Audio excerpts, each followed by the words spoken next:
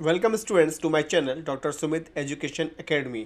आज हम पढ़ने वाले हैं macroeconomics class 12th chapter determination of income and employment. आपको पता है कि आपके एग्ज़ाम बहुत करीब हैं और ये चैप्टर आपका मैक्रो इकोनॉमिक्स से 12 मार्क्स का आएगा, तो इसकी वेटेज भी बहुत अच्छी है। तो इस चैप्टर को मैंने एक रिवीजन में ले लिया है और इसका पार्ट 1 जिसमें मैंने आपको एग्रीगेट डिमांड, उसका रिलेशन इनकम के साथ, consumption function, saving function, MPC, MPS, APC, MPa समझाया था। और आपका आ रहा है पार्ट 2 में मैं आपको समझाऊंगा आपका short run concept, equilibrium output जो इक्वल होता है एएसएडी के, वो कैसे होता है, और इन्वेस्टमेंट मल्टीप्लायर। ये सारे कॉन्सेप्ट मैं कवर करने वाला हूँ आपके इस वीडियो के अंदर। तो आइए चलते हैं विदाउट वेस्टिंग आवर टाइम और सीखते हैं पहला कॉन्सेप्ट आपके में आ रहा है concept of short run. Short run period क्या होता है? शॉर्ट रन पीरियड वो पीरियड होता है जिसमें टेक्नोलॉजी कोई भी रोल प्ले नहीं करती है इन डिटर्मिनेशन ऑफ आउटपुट। जो डिटर्मिनेशन ऑफ आउटपुट है, मतलब आउटपुट का जो डिटर्मिनेशन है वो डिपेंड करता है किसी भी इकोनॉमी की रिसोर्सेज पर। इस रिसोर्सेज मतलब एम्प्लॉयमेंट। यदि आपकी किसी इकोनॉमी में रिसोर्सेज ज़्यादा होंगे तो आउटपुट ज़्यादा निकलेगा, आपको पता है, ये तो सिंपल लॉजिक है। और जो रिसोर्सेज कम होंगे तो एम्प्लॉयमेंट भी, आउटपुट क्या होगा, वो भी कम हो जाएगा। मतलब रिसोर्सेज ज़्यादा होने से आउटपुट भी क्या होगा, आपका ज़्यादा होगा, और रिसोर्सेज कम होने से आपका आउटपुट भी कम होगा। ये मानना है किन्स का, तो लिखा हुआ है, जैसे पढ़ सकते हैं स्क्रीन पे। According to Keynes, in macroeconomics, short run is defined as a period of time during which technology plays no role in the determination of output। मतलब टेक्नोलॉजी कोई रोल प्ले नहीं करती in determination of output in the economy। It is assumed to remain constant। ये मान लिया जाता है कि ये क्या है, टेक्नोलॉजी क्या है, remain constant है। Output is determined exclusively by the level of employment. जो आउटपुट का डिटर्मिनेशन है वो पूरी तरह से डिपेंड किस पर करता है, एम्प्लॉयमेंट में। एम्प्लॉयमेंट मतलब रिसोर्सेज पे in the economy. Higher level of employment मतलब यदि आप अपनी रिसोर्सेज का हायर यूज़ करते हैं और रिसोर्सेज ज़्यादा हैं, leads to higher level of output. तो आपका जो प्रोडक्शन होगा, आउटपुट होगा, वो भी क्या होगा, हायर होगा। एंड वाइस वर्सा, मतलब इसका उल्टा भी हो सकता है। यदि आपके पास रिसोर्सेज कम है और उसका यूज़ नहीं कर रहे हैं प्रॉपर आप, तो आपकी जो आउटपुट है वो क्या हो जाएगा, कम हो जाएगा। क्लियर है? तो आपको समझ में आ गया शॉर्ट रन क्या होता है। ठीक है, अब चलते हैं नेक्स्ट कॉन्सेप्ट पर। नेक्स्ट कॉन्सेप्ट क्या आ रहा है आपके में? नेक्स्ट कॉन्सेप्ट आ रहा है कॉन्सेप्ट ऑफ इक्विलिब्रियम आउटपुट। कि मार्केट में, मतलब इकोनॉमी में जो इक्विलिब्रियम कब होगा, तो आपको सिंपल लॉजिक है कि जब सप्लाई और डिमांड, एग्रीगेट सप्लाई और एग्रीगेट डिमांड दोनों क्या हो जाएंगे, इक्वल हो जाएंगे, तो क्या हो जाएगा, मार्केट में इक्विलिब्रियम हो जाएगा। तो equilibrium output also called equilibrium GDP. Equilibrium output को हम क्या बोलते हैं, इक्विलिब्रियम जीडीपी बोलते हैं। और equilibrium income refers to that level of output in the economy where, जहाँ पर जो आपकी एग्रीगेट सप्लाई है, मतलब वाई इनकम, किसके इक्वल हो जाती है, एग्रीगेट डिमांड की। ये प्रीवियस वीडियो में मैंने बता चुका हूँ आपको कि एएस क्या होता है, एक बार रिवाइज कर लेते हैं। As refers to the desired level of output in the economy। it is the level of GDP that the producer wish to produce during an accounting year। As क्या होता है, एएस प्रोडक्शन है जो producer produce करना चाहता है market में। It is also called ex ante AS. Ex ante मतलब प्लानिंग, कि प्रोड्यूसर प्लान कर रहा है प्रोडक्शन करने के लिए, उसको बोलते हैं एक्स एन टी एएस। ये पूछ सकता है एग्जाम में, एएस एक्स एन टी क्या होता है। एक्स एन टी मतलब जो प्लान कर रहा है प्रोड्यूसर क्या करने के लिए, प्रोडक्शन करने के लिए, किसमें, इकोनॉमी के अंदर। AD refers demand। AD refers to the level of GDP that the buyers wish to buy during an accounting year। It is also called ex ante। मतलब जब जो बायर्स हैं वो प्लान कर रहे हैं क्या करने के लिए, जो प्रोडक्शन हुआ मार्केट में उसको परचेज करने के लिए, बाय करने के लिए, उसे बोलते हैं AD। जब जो प्रोड्यूसर है जो सेल करने के लिए रेडी है और बायर परचेज करने के लिए रेडी, जहाँ पर वो मीट करेंगे, वह क्या बनेगा, आपका इक्विलिब्रियम आउटपुट बन जाएगा। क्लियर है, समझ में आ गया होगा ये भी आपको कॉन्सेप्ट। उसके बाद equilibrium GDP implies a situation. तो यदि हम इसको इक्वेशन में बनाएं तो इक्वेशन कैसे बनेगी, AS is equal to AD means Y is equal to AD, क्योंकि एएस को डिनोट करते हैं हम वाई से, तो वाई इजगल टू एडी। ठीक है। What will happen if GDP is not in equilibrium. तब क्या होगा जब जीडीपी इक्विलिब्रियम में नहीं होगा। मीन्स जैसे कि आपको मालूम है कि एएस इजगल टू एडी, ये तो हो गया आपका इक्विलिब्रियम पॉइंट। और जब आपका जीडीपी इक्विलिब्रियम पोजीशन पर नहीं होगा, तो या तो फिर एएस ग्रेटर होगा एडी से, या फिर एएस लेस देन होगा किससे, AD से, या तो AS ग्रेटर होगा AD से या फिर AS क्या होगा, लेस देन होगा AD से। तो मार्केट में क्या होगा, इकोनॉमी कैसी रिएक्ट करेगी जब AD ग्रेटर है या AD लेस देन है, किससे, AS से। तो फर्स्ट पॉइंट आ रहा है AS ग्रेटर देन AD, मतलब इनकम ज़्यादा है, सप्लाई ज़्यादा है मार्केट में और डिमांड कम है। जब मार्केट में सप्लाई ज़्यादा है और डिमांड कम बन रही है तो जो प्रोड्यूसर है उसके पास सफ़र स्टॉक होगा, उसके पास बफर स्टॉक होगा और वो क्या करेगा, सफ़र करेगा। ठीक है, the producer suffer losses because of excessive stock और unsold stock of goods.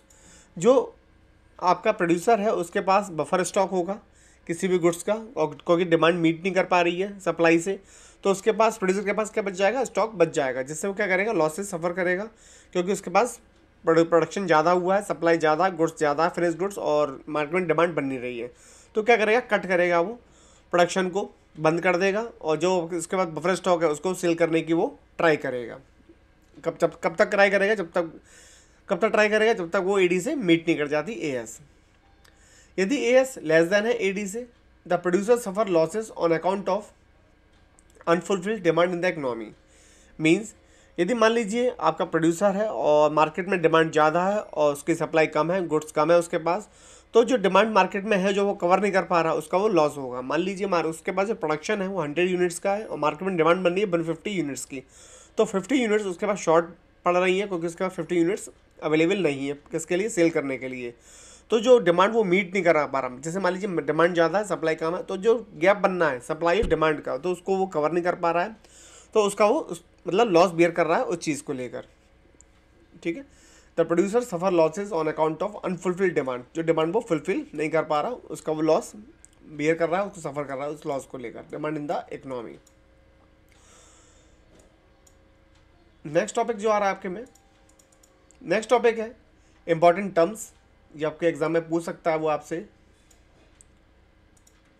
First है x ante saving. X ante saving क्या होती है, एक्स एंटी सेविंग मतलब प्लान सेविंग, जो प्लान्ड है, मतलब जो एक्चुअल नहीं है, खाली वो प्लान्ड है। It refers to the desired saving, जो कंज्यूमर या बायर करना चाहता है, इसे बोलते हैं ex ante saving, desired saving, और plan saving during the period of 1 year. ऐसी ex ante investment, planned investment जो इन्वेस्टर करना चाह रहा है in the economy. It refers to the desired investment और planned investment during the period of 1 year. Ex post saving, ex post saving क्या होती है कि जो सेविंग एक्चुअल इकोनॉमी में हो गई है, एक्चुअल में जो सेविंग कर दी गई है उसे बोलते हैं ex post saving. It refers to the actual saving in the economy from the given level of income during the period of 1 year. Similarly ex post investment क्या होते हैं, जो इन्वेस्टमेंट ड्यूरिंग द 1 ईयर कर दिए गए हैं इकोनॉमी के अंदर। It refers to the actual investment in the economy during the period of 1 year. जो हमारी स्टडी है किन्स की इक्विलिब्रियम आउटपुट की, उसके अंदर हम सारा क्या लेते हैं, एक्स एंटी सेविंग और x ante investment, planned AD, planned AS, planned saving और प्लान्ड इन्वेस्टमेंट। हमारी थ्योरी में एक्सपोस्ट और एक्सपोस्ट इन्वेस्टमेंट नहीं आता है, एक्सपोस्ट सेविंग और एक्सपोस्ट इन्वेस्टमेंट नहीं आता किन्स की थ्योरी में। सारा क्या है, planned saving, planned investment, planned AS और प्लान्ड AD। चलिए अब चलते हैं आगे। डिटर्मिनेशन ऑफ इक्विलिब्रियम आउटपुट, मतलब इक्विलिब्रियम का डिटर्मिनेशन ऑफ कैसे करेंगे। जो इक्विलिब्रियम आउटपुट है, जब सीखा था आपने अभी AS AD, जहाँ पर इक्वल होते हैं उसे बोलते हैं इक्विलिब्रियम आउटपुट। तो उसका डिटर्मिनेशन कैसे करेंगे आप, तो उसके लिए 2 अप्रोच है, 2 approaches to study the determination of equilibrium output GDP। First है aggregate demand, aggregate supply AD and AS approach, and second है saving and investment SI approach. ये क्वेश्चन आपको एग्जाम में 99.99% मिलेगा, 0.01% चांस है ही आपको क्वेश्चन एग्जाम में नहीं मिले, क्योंकि एग्जाम में ये आपसे पूछ लेता है कि इक्विलिब्रियम आउटपुट आप डिफाइन करिए, चाहे तो पूछ ले एग्जाम में AS AD अप्रोच से या पूछेगा वो SI अप्रोच से। ये क्वेश्चन एग्जाम में आता है, एग्जाम के पॉइंट ऑफ व्यू से बहुत इंपॉर्टेंट क्वेश्चन ये बनता है, इसलिए इस टॉपिक को बहुत ध्यान से सीखिएगा जो मैं पढ़ाने वाला हूँ। तो फर्स्ट कॉन्सेप्ट हमारा आ रहा है aggregate demand, aggregate supply AD AS approach, मतलब AD AS अप्रोच से आप डिटर्मिनेशन किसका करेंगे, इक्विलिब्रियम आउटपुट का कैसे करेंगे। ठीक है, तो इसका फर्स्ट है एग्रीगेट डिमांड। एग्रीगेट डिमांड क्या होती है, ये तो आपने कई बार पढ़ लिया, बस एक बार रिवाइज करना है। Is the total amount of final products and services that all sectors कौन से, कितने सेक्टर्स होते हैं इकोनॉमी में, 4 सेक्टर्स होते हैं, ये मालूम है आपको, household, producers, rest of the world और गवर्नमेंट। तो all sectors of the economy intend to purchase, मतलब उनका इंटेंट क्या है, to purchase over a single accounting year, मतलब 1 year at a specific level of income. Clear है। Aggregate supply क्या होती है, aggregate supply refers to the monetary value of finished goods and services that all the producers are prepare to supply to an economy over a specific time frame. आपको मालूम है AD क्या होता है, कि जो बायर्स हैं इकोनॉमी के अंदर वो रेडी हैं किसके लिए, बाय करने के लिए। और एग्रीगेट सप्लाई क्या है, एग्रीगेट सप्लाई जहाँ पर प्रोड्यूसर्स रेडी है क्या करने के लिए, सेल करने के लिए। ठीक है, जहाँ पर एडी और एएस मीट करते हैं वही बनता है इक्विलिब्रियम आउटपुट। डिफाइन कैसे करेंगे इसको, ये देखिए, equilibrium situation is usually expressed in terms of aggregate demand and aggregate supply as. जो इक्विलिब्रियम सिचुएशन है उसको हम यूजुअली एक्सप्रेस करते हैं किसके टर्म में, एग्रीगेट डिमांड और एग्रीगेट सप्लाई के टर्म में। When aggregate demand for products and services over a given period of time equals, किसके इक्वल होती है वो, aggregate supply in economy is in equilibrium. मतलब इक्विलिब्रियम वो सिचुएशन है जहाँ पर एडी और एस के हो जाते हैं, इक्वल हो जाते हैं। मतलब equilibrium output is situation when AD is equal to AS. AD के अंदर 2 कंपोनेंट होते हैं, आपको पता है, ये भी पढ़ाया था मैंने आपके लास्ट वीडियो में। यदि आपने लास्ट वीडियो नहीं देखी उसको देख लीजिएगा, तभी आपको ये वीडियो समझ में आएगी। There are 2 parts to the aggregate demand. First होता है कंजप्शन एक्सपेंडिचर और सेकंड होता है इन्वेस्टमेंट एक्सपेंडिचर। मतलब AD have 2 components, first one consumption expenditure and second one investment expenditure. This expenditure change directly with income. जो consumption expenditure है वो directly करता है रिलेट किससे, आपके इनकम से। जैसे जैसे आपकी इनकम राइज होती है वैसे आपका कंजप्शन भी क्या होता है, राइज होता है। This expenditure change directly with income, consumption rise as income rises. Investment expenditure हमने लिया था ऑटोनोमस, जो डिपेंड नहीं होता किस पर, which are not depend on income, जो इनकम पर डिपेंड नहीं है, of one's income level. This expenditure is considered to be autonomous and independent of one's income level. So, in the income determination of analysis, the AD curve is represented by the C plus I curve.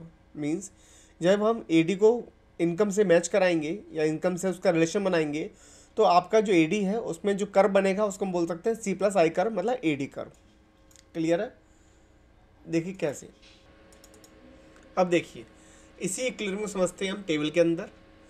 देखेंगे table में हमने कुछ जो column बनाए हैं वो बनाया है सबसे पहले इनकम का, उसके बाद consumption, saving, investment, AD means C plus I, और एएस मतलब सी प्लस एस, और रिमार्क।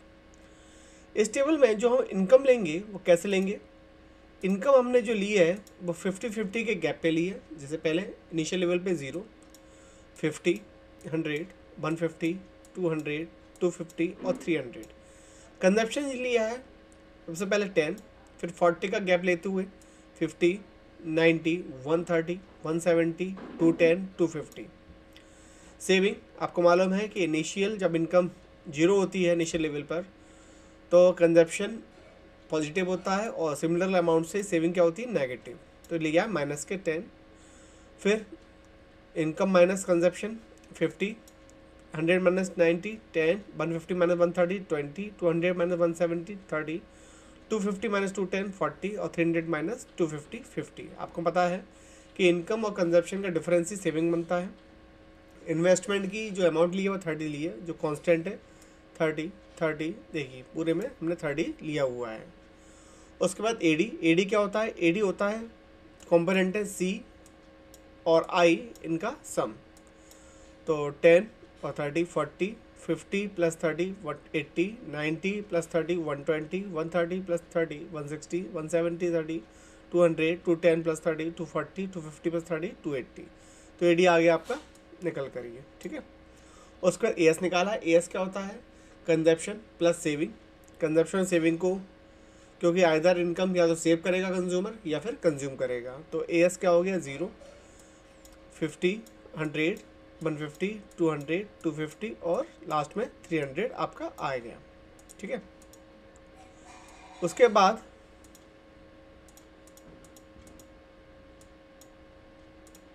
रिमार्क निकालेंगे। रिमार्क कैसे दिया हुआ है इसको देख लेते हैं। सबसे पहले रिमार्क में आप ये देखेंगे कि एडी क्या है, इनिशियल लेवल पे ग्रेटर है और आपकी इनकम क्या है, कम है। तो एडी क्या ग्रेटर है, एएस। फिर 80-50 यहाँ भी एडी ग्रेटर है, 120-100 यहाँ भी एडी ग्रेटर है, 160-150 यहाँ भी एडी ग्रेटर है। उसके बाद जब आपका एडी इक्वल हो गया एएस के, तो ये हो गया एक्विलिब्रियम पॉइंट। उसके बाद आपका जो इनकम है मतलब वाई, वो क्या हो गया ग्रेटर किससे, आपके एडी से। ठीक है, तो यहाँ पर इस पॉइंट वाली लाइन तक आपका एडी क्या है, ग्रेटर है, और उस वाले पॉइंट पे एएस क्या है, ग्रेटर है। ठीक है, यहाँ पे हो गया एक्विलिब्रियम। तो in the table the aggregate demand is equal to the aggregate supply, कहाँ पर हुआ है, दोनों equal 200 crore when the equilibrium level of income is 200 crore. ठीक है, समझ में आ गया होगा। अब इसी को देख लेते हैं हम ग्राफ के अंदर, कर्व कैसे बनाएंगे आप, एडी कर्व। ये देखिए आपने ले लिया वाई एक्सिस,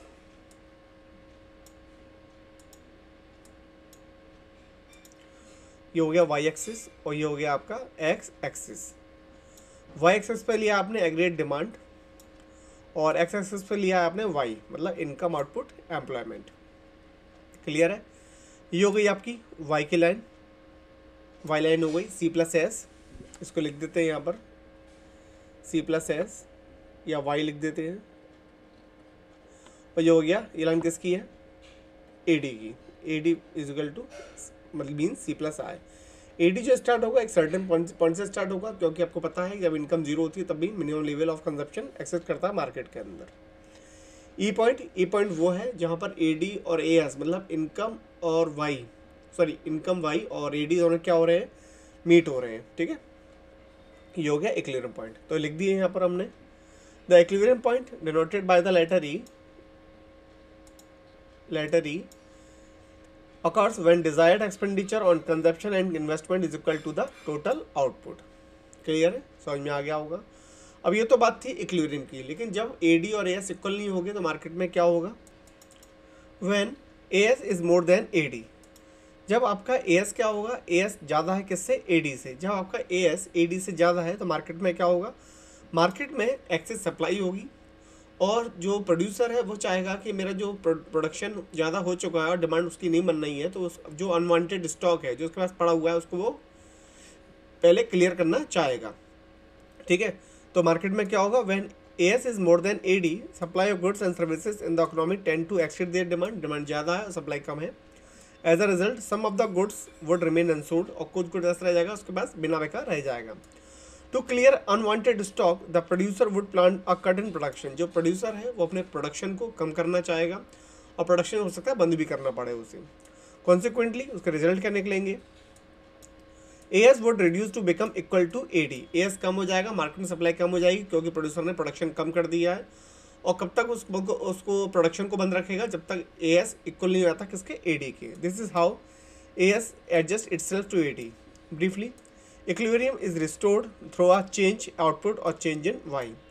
इसकी वजह से आपका क्या हो जाएगा, इक्विलिब्रियम रिस्टोर्ड हो जाएगा थ्रू अ चेंज आउटपुट और चेंज इन वाई, एएस के चेंज होने से। क्लियर है, ये तो बात थी जब एएस क्या है, मोर देन एडी। जब आपका एएस कम होता है किससे, एडी से। जब मार्केट में सप्लाई कम है और डिमांड ज़्यादा है, तो जो आपका प्रोड्यूसर है जो डिमांड ज़्यादा है उसको कवर नहीं कर पा रहा है, उसको वो मैनेज नहीं कर पा रहा है, तो वो अनफुलफिल्ड डिमांड उसके लिए वो लॉस हो जाता है। ठीक है, तो producer suffer losses due to unfulfilled demand in the economy. तो प्रोड्यूसर क्या ट्राई करता है कि अपनी सप्लाई को राइज करने का, इंक्रीज़ करने का। तब तक प्रोडक्शन बढ़ाता है वो अपनी प्रोडक्शन मतलब सब गुड्स का, तब तक वो एडी से मैच नहीं हो जाता, मीट नहीं हो जाता। क्लियर है, तो when AS is less than AD supply of goods and service in the economy tend to be less than their demand. The existing stock of the producer would be sold out and the producer would suffer the loss of unfulfilled demand। ठीक है, मतलब producer सफ़र करता है किस loss का, कौन से loss का, जब वो जो डिमांड वो मार्केट में पूरी नहीं कर पा रहा है। To rebuild the desired stocks, उस स्टॉक को वो बनाना दोबारा शुरू करेगा जो वो डिमांड को पूरी नहीं कर पा रहा है। And avoid loss of unfulfilled demand the producer would be plan greater production, वो ज़्यादा प्रोडक्शन करने की कोशिश करेगा। और would increase to become equal to AD, और एक टाइम मार्केट में ऐसा हो जाएगा कि डिमांड सप्लाई को मैच कर लेगी। This is how AC converges with AD. इस प्रकार आपका ईडी ए से मैच कर जाएगा। दस equilibrium is restored through a change in output और चेंज इन वाई। इस तरह से आउटपुट के चेंज या मतलब सप्लाई के चेंज होने से इक्विलिब्रियम मार्केट में हो जाएगा। ठीक है, बात समझ में आ गई होगी आपको। अब चलते हैं next topic, saving investment approach. अब जो मार्केट इक्विलिब्रियम होता है उसमें हम सेविंग इन्वेस्टमेंट अप्रोच को स्टडी करेंगे। हो सकता है एग्जाम में ये क्वेश्चन भी आपका बन सकता है। ये क्वेश्चन कैसे बनेगा,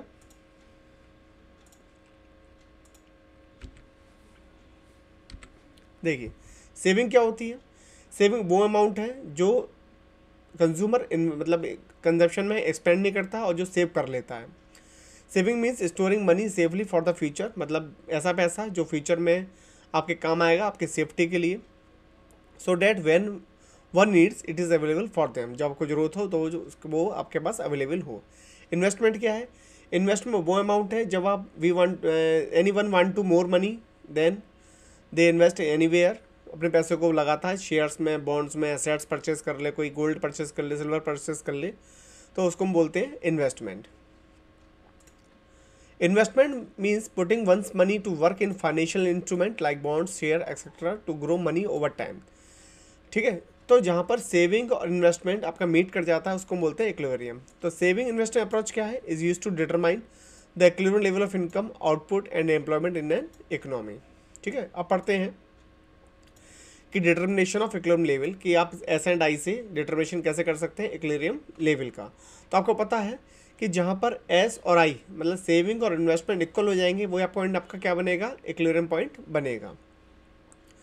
the Keynes theory state that the equilibrium situation is usually expressed in terms of AD and aggregate supply. However, the equilibrium can also be determined when saving is equal to investment. कैसे देखते हैं इसको, ये देखिए यहाँ पर आप देख सकते हैं simply, but equilibrium is attend when AD is equal to AS। आपको पता है कि जहाँ पर डिमांड और सप्लाई इक्वल होते हैं वहीं पर आपका क्या बनता है, इक्विलिब्रियम बनता है। Now we know that AD is equal to क्या होता है, C+I, और यस क्या होता है, C+S। C+S का मतलब होता है या तो कंज्यूमर कंजप्शन करेगा या फिर वो सेविंग करेगा। ठीक है, डिमांड क्या होती है, या तो कंज्यूमर कंजप्शन की डिमांड करेगा या वो अपने पैसे को इन्वेस्ट करेगा। देयरफॉर C+S C+I दोनों क्या होंगे, इक्वल होंगे, क्योंकि आपको पता है इक्विलिब्रियम में AD इक्वल टू AS, तो C+S equal to C+I। C से C कट हो गया, तो S+I जहाँ पर सेविंग और इन्वेस्टमेंट मीट करते हैं वहीं पर आपका क्या बनता है, इक्विलिब्रियम आपका बनता है। ठीक है, अब इसको देखते हैं टेबल पर। टेबल में बता रहा है आपको, कॉलम करा है हमने, पहला कॉलम करा है इनकम का, कंजप्शन, सेविंग, इन्वेस्टमेंट और रिमार्क। इनकम आपको पता है स्टार्टिंग में 0, फिर 50 का गैप लेते हुए 50, 100, 150, 200 और 250 और लास्ट में 300। जब आपकी इनकम 0 होती है तब minimum level of consumption market में होता है, उसके बाद 40 का गैप, 50, 90, 130, 170, 210 और लास्ट में 250। जितना कंजप्शन होता है इनकम जब 0 होती है उतना ही आपकी सेविंग नेगेटिव होती है। उसके बाद डिफरेंस इनकम और कंजप्शन का 0, 10, 20, 30, 40, 50। इन्वेस्टमेंट कांस्टेंट रहता है which are not depend on income, 30। अब ये देखिए कि इस लेवल तक आपकी जो सेविंग है वो क्या है, लेस देन है किससे, इन्वेस्टमेंट से। जैसे ही आपका सेविंग किसके इक्वल हुआ, इन्वेस्टमेंट के इक्वल हुआ, वो पॉइंट कौन सा हो गया, इक्विलिब्रियम पॉइंट हो गया। उसके बाद आपकी सेविंग क्या हो गई, ग्रेटर हो गई है। ये देखिए इन्वेस्टमेंट लेस है और सेविंग ज़्यादा है, क्लियर है। इस पॉइंट पर आपका क्या हो गया, इक्विलिब्रियम पॉइंट ये बन गया। ठीक है, अब चलते हैं इसको ग्राफ पे देखते हैं। ग्राफ देखिए, जो अपर साइड का ग्राफ है ये आपने बनाया हुआ है AD एंड AS अप्रोच में। नीचे हमने सेविंग या इन्वेस्टमेंट का ग्राफ बनाया है। यहाँ पर आपका देखिए वाई एक्सिस जिस पर हमने शो कराई है saving and investment, x axis जिस पर शो कराया है इनकम एंड आउटपुट एम्प्लॉयमेंट। आपकी सेविंग नेगेटिव स्टार्ट होगी और जैसे जैसे इनकम बढ़ती जाएगी आपका ये सेविंग क्या हो जाएगा, पॉजिटिव होता चला जाएगा, क्योंकि कंजप्शन आपका कम स्पीड से बढ़ता है। जो इंक्रीजिंग रेट होती है कंजप्शन की वो कम होती है in comparison to income. Income बहुत तेज़ी से आपकी राइज होती है। ठीक है, जब इनकम आपकी ज़्यादा हो जाती है, कंजप्शन कम हो जाता है, तो सेविंग पॉजिटिव हो जाती है एबव इक्विलिब्रियम पॉइंट। क्लियर है। उसके बाद आपका जो आई है मतलब इन्वेस्टमेंट, वो क्या रहता है, कांस्टेंट, क्योंकि ऑटोनॉमस इन्वेस्टमेंट है जो डिपेंड नहीं होता इनकम पर। क्लियर है। अब ये देखिए ई पॉइंट, जहाँ पर आपका ए एस किससे मिल रहा है, ए डी से। इस पॉइंट पर, ई पॉइंट पर आपका जो ए एस है किसके इक्वल है, ए डी के इक्वल है। तो यहाँ पर आपका सेविंग किसके इक्वल हो गई, इन्वेस्टमेंट के इक्वल वो हो गई। ठीक है। The investment curve in the above graph show the autonomous investment made therefore it is a parallel to X axis. जो आपका इन्वेस्टमेंट लाइन है वो पैरेलल है किसके, एक्स एक्सिस के। The saving curve S slope upward which mean that saving increases with increasing income. जैसे income बढ़ेगी आपकी सेविंग भी क्या होती जाएगी, इंक्रीज होती चली जाएगी। At point T where the investment curve intersect the saving curve the economy is equilibrium. E point पर आपकी जो इकोनॉमी है कौन से पॉइंट पर है, इक्विलिब्रियम पॉइंट पर है। यहाँ पर आपका A S and A D मतलब ए एस इजगल टू आई क्या हो गए, मीट हो गए हैं, एक दूसरे को कट कर रहे हैं। तो यहाँ पर इक्विलिब्रियम आपका बन चुका है। ठीक है, समझ में आ गया। अब ये तो बात हो गई इक्विलिब्रियम की, लेकिन जब एस और आई इक्वल नहीं होंगे तब क्या होगा, ये देखिए, when saving is more then investment. जब आपकी सेविंग क्या है, जब आपकी सेविंग मोर देन है किसके, आपके इन्वेस्टमेंट के। जब सेविंग ज़्यादा है मतलब कंज्यूमर सेविंग ज़्यादा कर रहा है और मार्केट में इन्वेस्टमेंट क्या है, कम है। If planned saving exceed planned investment it implies that household are not consuming. Household क्या नहीं कर रहे हैं, कंज्यूम नहीं कर रहे हैं as much as the seller of the economy expected. जैसा सेलर चाह रहा है, सेलर क्या चाहता है कि कंज्यूमर ज़्यादा से ज़्यादा कंज्यूम करें, लेकिन यहाँ पर क्या है, सेविंग ज़्यादा है मतलब कंज्यूमर ज़्यादा सेव कर रहा है, कंज्यूम कम कर रहा है। मतलब मार्केट में डिमांड क्या है, डिमांड कंजप्शन की कम हो गई है और सेविंग ज़्यादा चल रही है।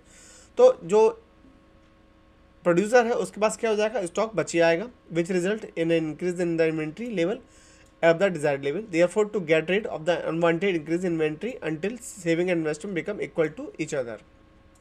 मतलब अनवांटेड इन्वेंट्री प्रोड्यूसर के पास है और वो तब तक प्रोडक्शन नहीं बढ़ाएगा जब तक उसका जो अनवांटेड स्टॉक है सेल मार्केट में नहीं हो जाता। Company would plan to reduce output. Company क्या करेगी, जो प्रोड्यूसर्स हैं वो अपना जो प्रोडक्शन यूनिट है वो बंद कर देंगे या फिर उसको कम कर देंगे जब तक आपका ए एस और ई डी मतलब A S is equal to I market में नहीं हो जाता।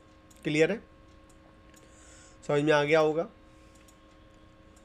अब ये तो बात थी जब सेविंग ज़्यादा है इन्वेस्टमेंट से, लेकिन जब सेविंग कम होती है क्या, इन्वेस्टमेंट से, मतलब मार्केट में डिमांड ज़्यादा है, तो पॉइंट वही आ गया।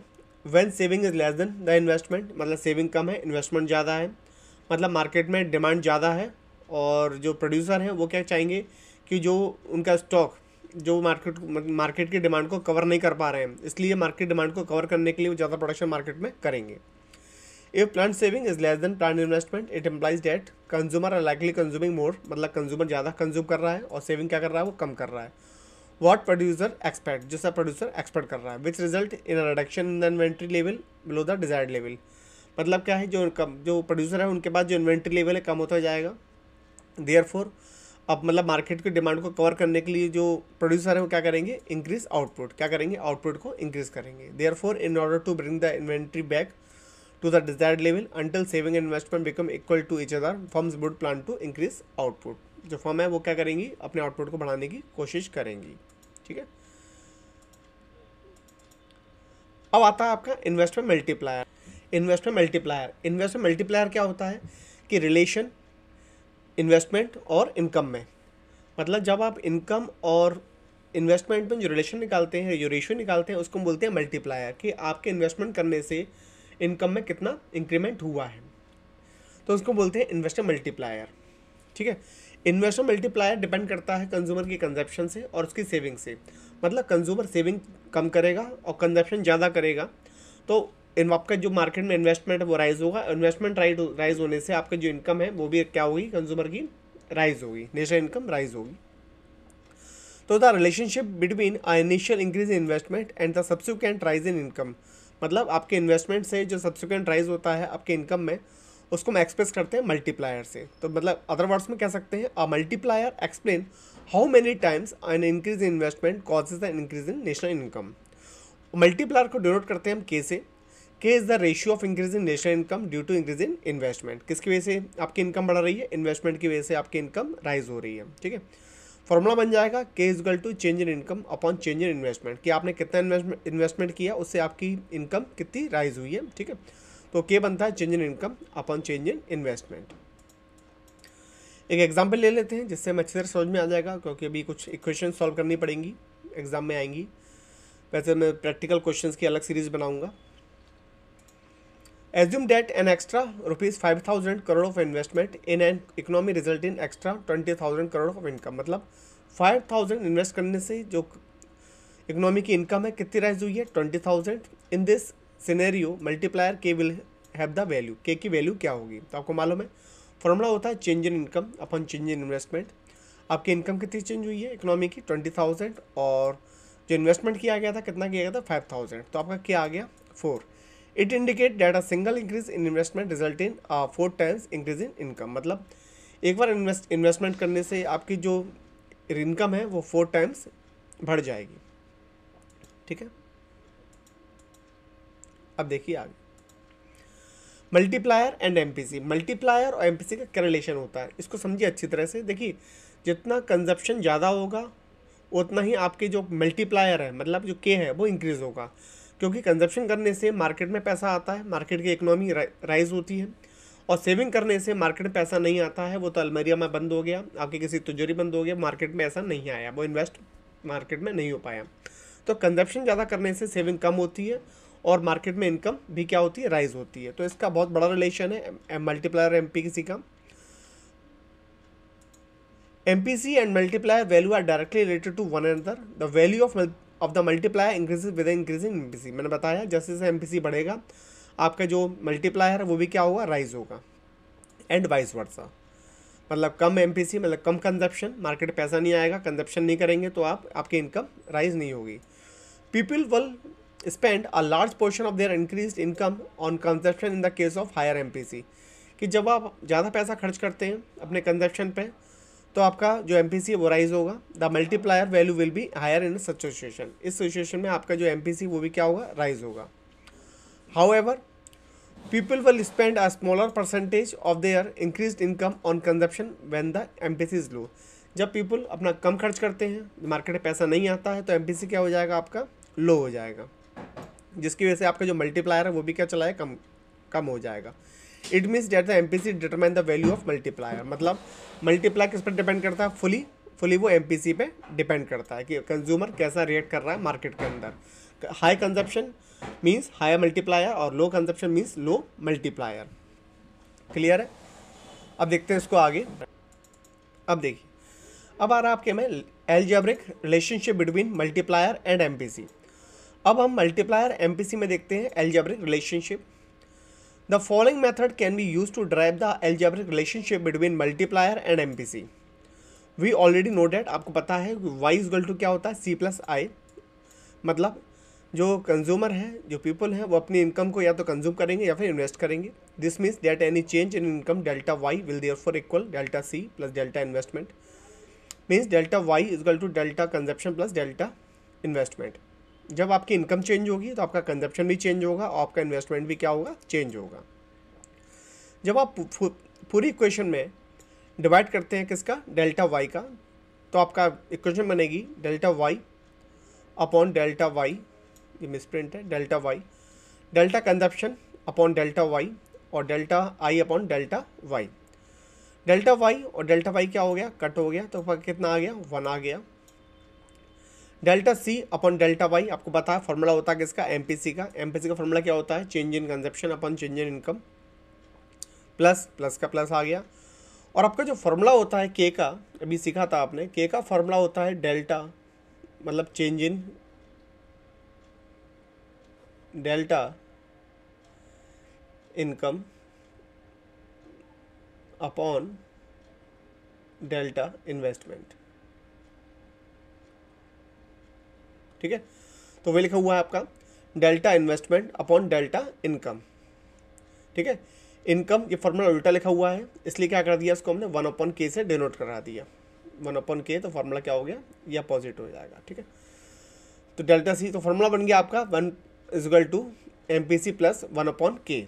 जो फॉर्मूला बना है क्या बना है, MPC प्लस 1/K। ठीक है, अब देखिए हमने क्या से इसको सही किया है, MPC को उधर ले गए तो ये क्या हो जाएगा 1 माइनस MPC। यदि हम इसको ऐसे लिख सकते हैं कि 1/K 1 माइनस MPC। क्लियर है। उसके बाद क्रॉस मल्टीप्लिकेशन, तो के ऊपर आ गया 1/1 माइनस MPC। और 1 माइनस MPC को क्या लिख सकते हैं हम लोग, 1 माइनस MPC होता है 1/MPS। आपको पता होगा MPS इक्वल टू होता है 1 माइनस MPC, तो वही लिखा हुआ है 1 माइनस MPC। इसको क्या लिख सकते हैं 1/MPS। इस तरह से फार्मूला बनेगा K का, तो K का एक फार्मूला और बन सकता है 1 माइनस MPC या फिर 1/MPS। क्लियर है, ये आपको समझ में आ गया होगा। अब देखिए मल्टीप्लायर मैकेनिज्म और वर्किंग ऑफ मल्टीप्लायर, मतलब जो मल्टीप्लायर है वर्क कैसे करता है इकोनॉमी के अंदर, कि ये इंपॉर्टेंट क्वेश्चन है, ये आपसे एग्जाम में पूछ सकता है कि how mechanism of multiplier is working. इसको देखिए, the principle of one person expenditure equals another person income, मतलब एक आदमी का खर्चा दूसरे आदमी की क्या बनता है, इनकम बनता है। ये तो पता ही होगा कि आपके लिए वो एक्सपेंसेस है लेकिन दूसरे पीपल के लिए क्या है, इनकम है। Explains how multiplier works. When you make an additional investment, जब आप एडिशनल इन्वेस्टमेंट करते हैं और एक्स्ट्रा इन्वेस्ट करते हैं, योर इनकम राइजेस, आपकी इनकम क्या होती है, rises many time faster than your investment. जैसे जो आपने पैसा लगाया है उससे कई गुना ज़्यादा आपकी क्या होगी, इनकम होगी। This can be understood with the help of an example. इसको समझते हैं, देखिए कैसे। First round increase the income. आपका जो एडिशनल इन्वेस्टमेंट है कितना है, 200 करोड़ का। आपने 200 करोड़ इन्वेस्ट किया, 200 करोड़ रुपए, और आपका MPC कितना है 0.8। तो आपकी जो इनकम होगी वो कितनी होगी, 160 करोड़। ठीक है, फिर आपने MPC फिर बना आपका 0.8, तो आपकी इनकम हो जाएगी 128 करोड़। फिर MPC 0.8 है, तब आपकी इनकम हो जाएगी 102.4 करोड़। और आपका इस प्रोसेस से आपका जो इन्वेस्टमेंट लास्ट में आएगा निकल के, वो आएगा 100 करोड़ का, 1000 करोड़ का। कैसे आया, यहाँ पे आपने इन्वेस्ट किया एडिशनल कितना, 200 करोड़ प्लस 160 आपका राइज हुआ, प्लस यहाँ पे 128 राइज हुआ, उसके बाद 102.4 राइज हुआ। तो इस तरह से करते करते करते करते जब तक ये मतलब इन्वेस्टमेंट आपका ख़त्म नहीं हो जाएगा, टोटल इसका आ जाएगा 1000। क्लियर है, बात समझ में आ गई आपको। यदि इसको आप कंटिन्यू कराएंगे तो आपका कितना बन जाएगा, 1000 करोड़ का आपकी इनकम बन जाएगी। इसको समझते हैं टेबल के थ्रू, क्योंकि अभी मैंने वैसी प्रोसेस समझा दिया। अब देखिए यहाँ पे मैंने इसको एक्सप्लेन कर दिया, इसका स्क्रीनशॉट लेके आप रीड कर लेना, वही लिखा हुआ है जो मैंने समझाया। ये देखिए, इस टेबल से देखिए समझ में आ जाएगा कि आपका जो इनिशियल इन्वेस्टमेंट था एडिशनल कितना था, 200 करोड़। आपकी इनकम कितनी राइज हुई, 200 करोड़। और आपका जो MPC होगा, मान लो हमने MPC मान लिया 0.8 है, तो जो इंक्रीज होगा आपके कंजप्शन में कितना होगा, 160। क्लियर है, कितना सेव करेंगे आप उसमें से, 40 आप सेव करेंगे, क्योंकि 200 की इनकम है और 160 आपने कंजप्शन कर लिया, 40 आपका सेविंग हो गया। उसके बाद 160 आपकी इनकम है तो 128 आप स्पेंड करेंगे और 132 आपकी सेविंग होगी। उसके बाद आपने स्पेंड किया 128 और 0.8 आपका MPC है, तो आपकी जो कंजप्शन होगा 102.4 होगा और आपकी सेविंग होगी 20.56। जब तक सेविंग आपकी जीरो नहीं हो जाएगी और फुली कंजप्शन आपका नहीं निकल के आ जाएगा, तब तक ये प्रोसेस चलता रहेगा कंटिन्यू। और आपकी इनकम जब बनेगी लास्ट में वो कितनी हो जाएगी, 1000। आपका इन्वेस्टमेंट 800, क्योंकि 0.8 है और 0.2 आपकी सेविंग है। ठीक है, तो आपने कितना इन्वेस्ट किया था, 200 आपने इन्वेस्ट किया था, आपकी इनकम कितनी हो गई, 2000। मीन्स आपका जो K बनेगा कितना बनेगा, मल्टीप्लायर, आपका मल्टीप्लायर बनेगा 5। ठीक है, आपको समझ में आ गया होगा ये process.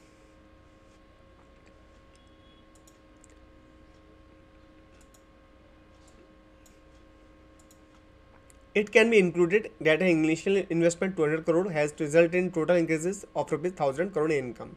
Thus the multiplier will be, आपको फॉर्मूला मालूम ही है, 1000 अपॉन 200, क्योंकि आपकी इनकम 200 थी, आपकी जो इन्वेस्टमेंट 200 था, इनकम कितनी निकल गई 1000, तो मल्टीप्लाई कितना हो गया 5।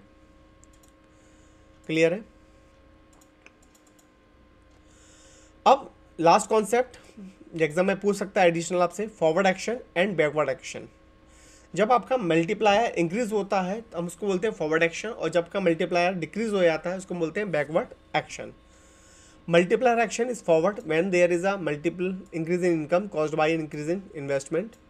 जैसे जैसे आपका इन्वेस्टमेंट बढ़ता है, आपका जो इनकम है वो भी बढ़ती है, उसको हम बोलते हैं फॉरवर्ड एक्शन। बैकवर्ड एक्शन क्या होता है? Multiple action is backward when there is a multiple decrease in income caused by decrease in investment. जैसे जैसे इन्वेस्टमेंट विड्रॉ होता है मार्केट से, इनकम क्या हो जाती है, डिक्लाइन हो जाती है, इसको हम बोलते हैं बैकवर्ड एक्शन। क्लियर है। यहाँ पर आपका सेकंड पार्ट फिनिश हो गया है इनकम एंड एम्प्लॉयमेंट का, और लास्ट पार्ट मैं आपके लिए बहुत जल्दी लेकर आऊँगा। और यदि ये वीडियो आपको अच्छी लगी हो तो इसको शेयर करें अपने फ्रेंड्स को, और वीडियो को लाइक करें और चैनल को सब्सक्राइब करें। Thanks for watching.